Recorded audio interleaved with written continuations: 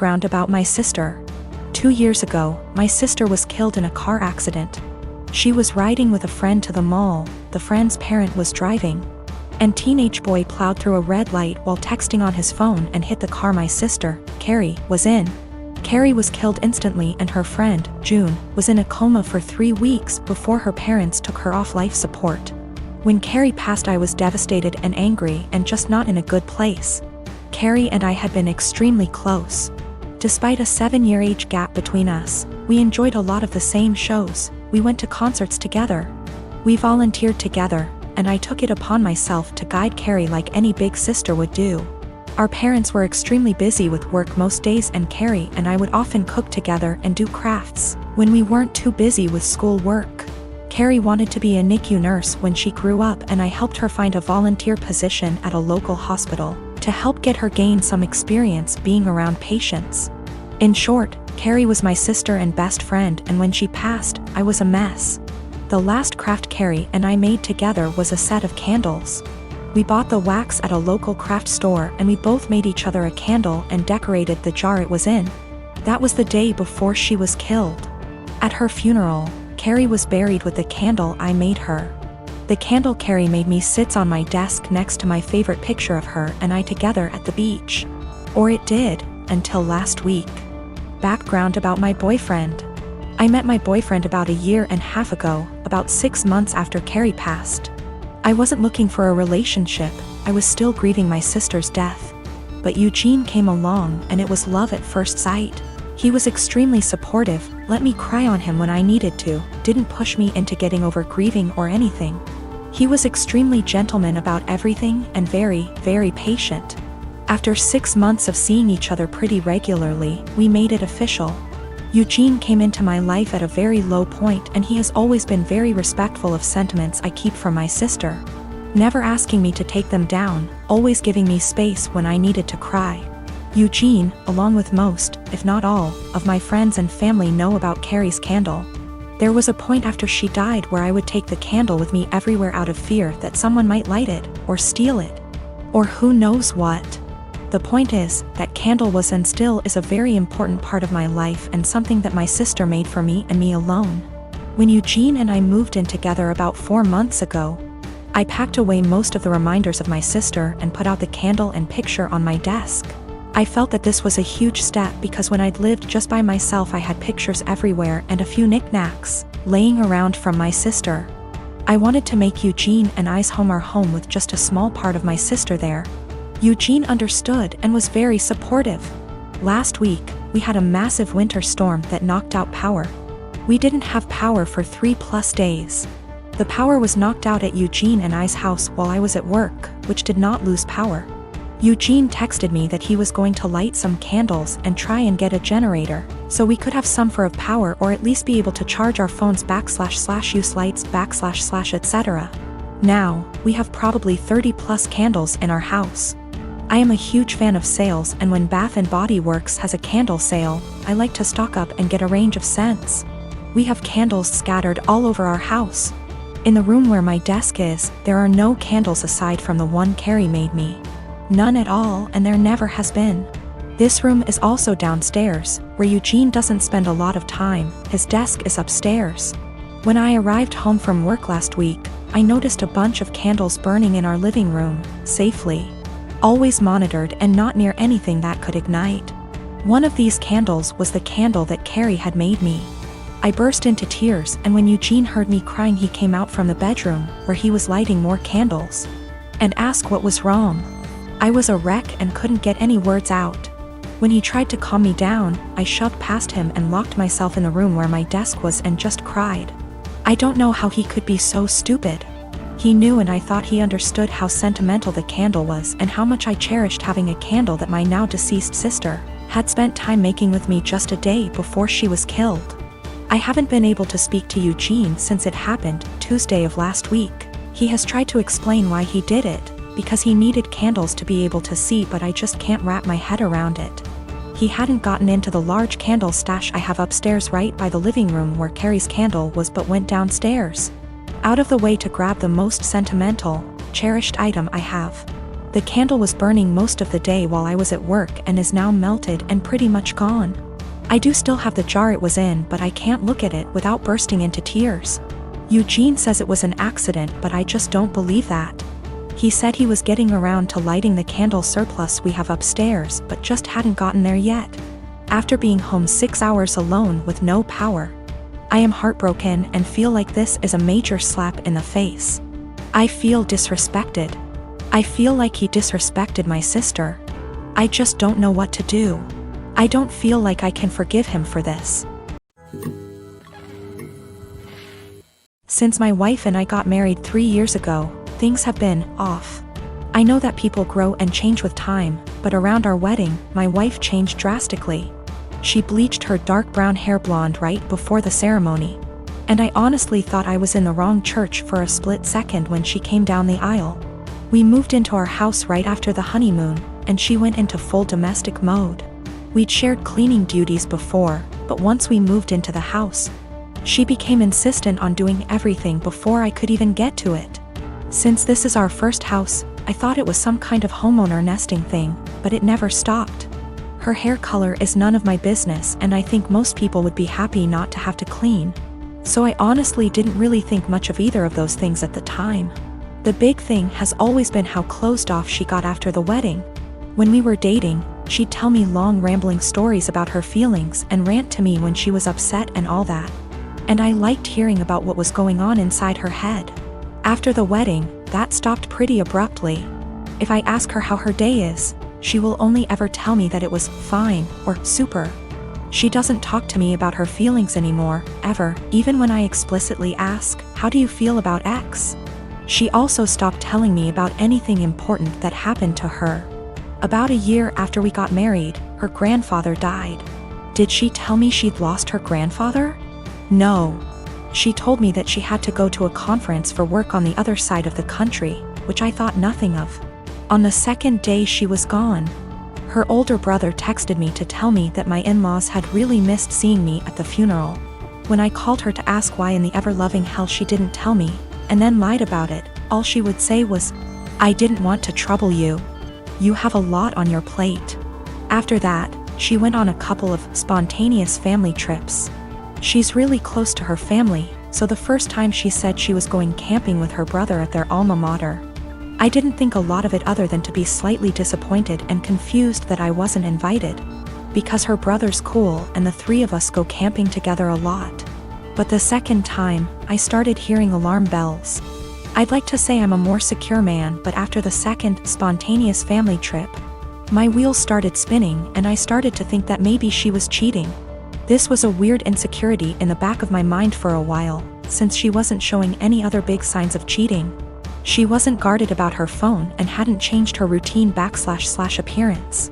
A few weeks ago, she told me she was pregnant. I was over the moon about it until I asked her how many weeks along she was, and she nonchalantly said about 12 or 13. She'd been pregnant for like 3 months before she even bothered to tell me. She's not really showing at all, and she doesn't usually drink, so I had been completely in the bloody dark. I honestly hadn't even suspected. That was kind of it for me.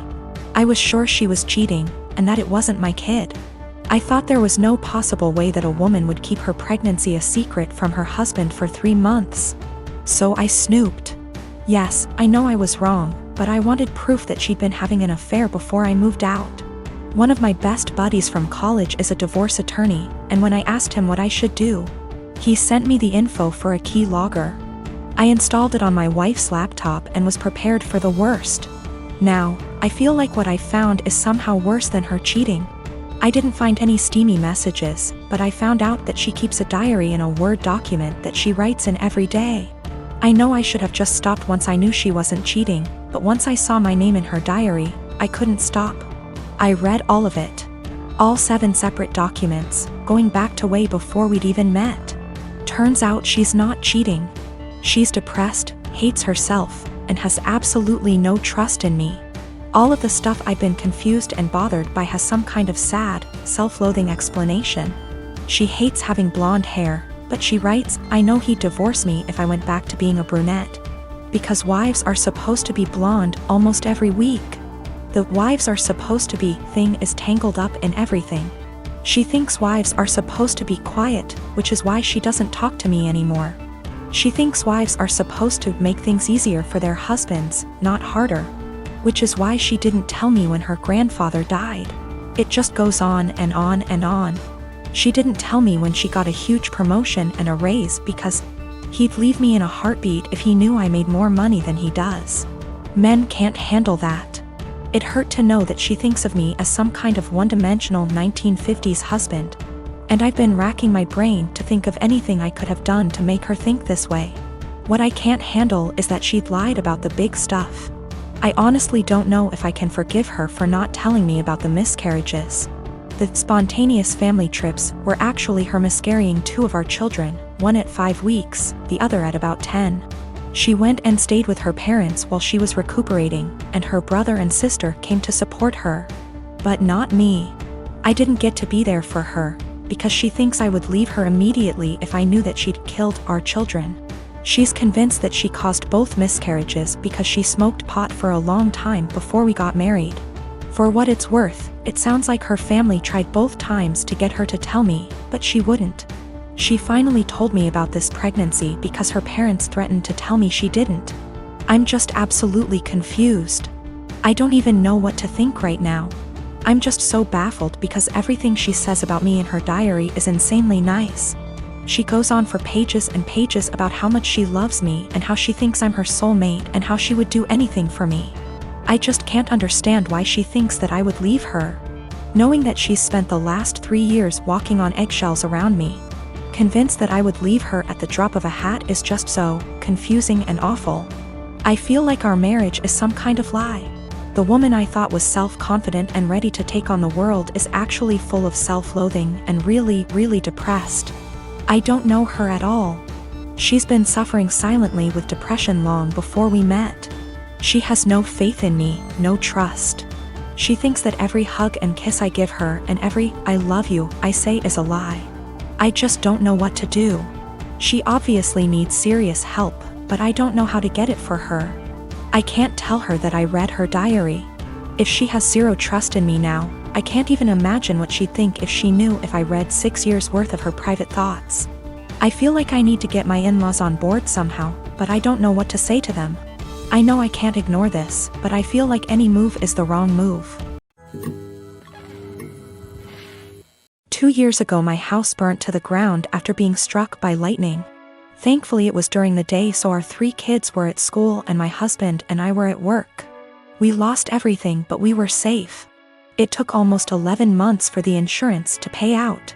The insurance covered 1 month worth of hotel stays, but after that we were made to fend for ourselves, and the only option we had was to move in with my SIL. She tells us we can have her spare room and her office space. Since she used neither of the rooms and her stipulations was we needed to purchase all of our own food and pay her $100 a week. By week 3 all of that changed. She then decides we need to pay her $250 a week and we can only use 1 room. So all 5 of us were crammed into the smallest room she had, which was the size of a glorified closet space and didn't even fit a twin bed and a small dresser. So we lived out of trash bags and slept on the floor for close to $1,000 a month some months and still had to purchase all of our own food, despite her claiming my children on her food stamps. She also had no bills outside of her land tax, $450 a year, electric and heating oil, which she hardly ever filled. So we were essentially paying her so she could do leisure activities. It was the worst 8 months of my life. 3 months ago my grandmother decided that she wanted to go to assisted living after a fall and transferred the deed of her house to me, and basically said it was mine now. It is a 5-bedroom farmhouse. My boys insist on sharing a room so we have 2 extra bedrooms. Well, my sister-in-law lost her house last month due to not paying her land tax for several years and asked if her and her stepdaughter could stay with us until they get enough money to move down south. I said sure, 1 bedroom, $800 a month, and you have to buy and cook all your food separately because my daughter is vegan. She looked at me like I had 10 heads and said that she and her stepdaughter should not be made to share a room when there are 2 extra rooms, and stated she cannot afford a rent of $800 while purchasing all of her own food on top of it. I said, Neither could we, but we managed to cram 5 people into a glorified closet space while you were getting $1,000 and food stamps. Take it or leave it. She decided to leave. My newborn's pediatrician is always so crowded in terms of size of waiting room versus number of people waiting. It requires a certain amount of etiquette controlling your kid, because there are no toys, no play area, no real space for shenanigans. Enter lady with 4 kids, a newborn, 2 toddlers, and a kindergarten-aged kid, little girl in question here. She really should have brought an iPad or a second adult or something, because her kids were literally running around this space, yelling and screeching. The mom was oblivious to all of her kids except the newborn, who was quietly breastfeeding while mom was glued to her phone screen. Accordingly, other people were put in the awkward position of having to discipline her kids. Several people had previously tried to put her kids back in line for whatever issue, harassing their kids, being loud, whatever. Her kindergarten-age daughter, who clearly had some kind of special needs, was absolutely enamored with my newborn and his stroller. She was asking me if she could push it around. No, she was getting super close to my newborn, stop, and was generally just being annoying. FFS at one point when I wasn't looking and was preoccupied with my own kid. She went digging in my diaper bag and throwing my stuff onto the chair and the floor. My newborn was really fussy because we were there for a sick visit and he wasn't feeling well. And I did not feel like entertaining some strange kid. I tried being polite about it. Sweetie, where's your mommy? Points to mom, ma'am. Points to kid. The lady would call her kid back, but the kid just kept coming back to me. Rinse and repeat. I told her she needed to stay with her mom. Little punk says I don't wanna and keeps trying to touch my son, my stroller, our stuff. Finally, I'm trying to fix a bottle of formula while holding a screaming baby and listening to this little girl like a broken record. Why is your baby crying? Why is your baby crying? Make him stop. I don't like that, and her annoying self knocks my bottle of formula off the table and into my stroller. So now I'm out formula, kid still screaming, and I have a huge mess that I don't have a great way to clean up. I'm at my wit's end. I raise my voice at this kid. Look what you did. I am not your babysitter. You are bothering me. Get out of my face. People looked at me like I was the biggest on earth. A lady speaking Spanish actually did call me a. The little girl starts crying. I'm not apologizing. The mom confronts me. I tell her she should have been watching her kid, and that's the hill I'm prepared to die on.